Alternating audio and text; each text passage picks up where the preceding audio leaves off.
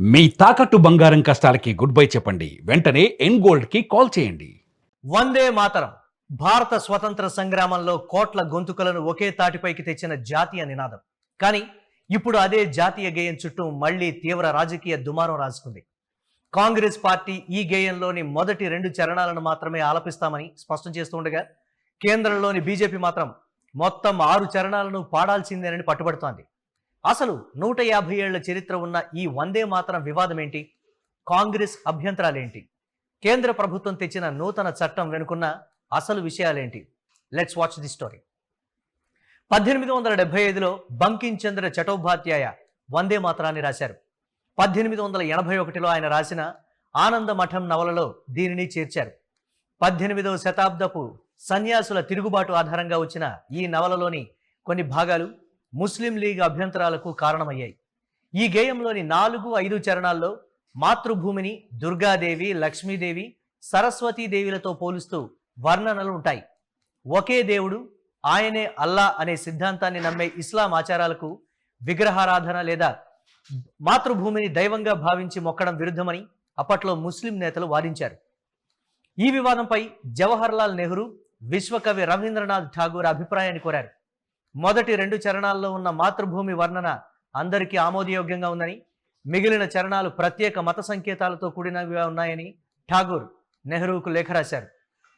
దీని ఆధారంగా 1937లో Congress working committee తొలి 2 చరణాలను మాత్రమే అధికారికంగా పాడాలని నిర్ణయించింది. మహాత్మా గాంధీ సైతం 1939 జూలై 1న తన హరిజన్ పత్రికలోను దీనిపై క్లారిటీ ఇస్తూ వ్యాసం రాశారు.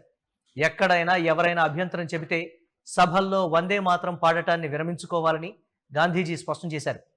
అప్పటి నుంచి దేశవ్యాప్తంగా వందే మాతరం మొదటి 2 చరణాలతోనే ప్రజల్లో నానింది.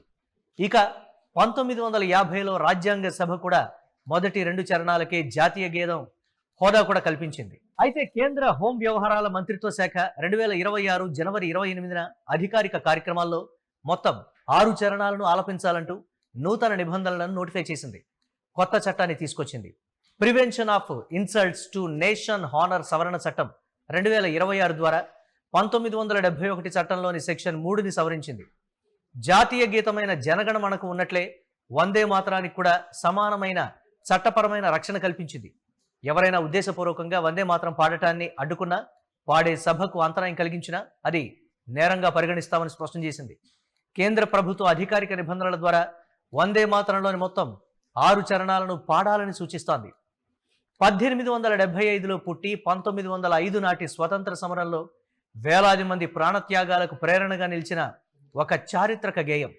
స్వతంత్రం వచ్చిన 7 దశాబ్దాల తర్వాత కూడా రాజకీయ సిద్ధాంతాల నడుమ నలిగిపోతోంది.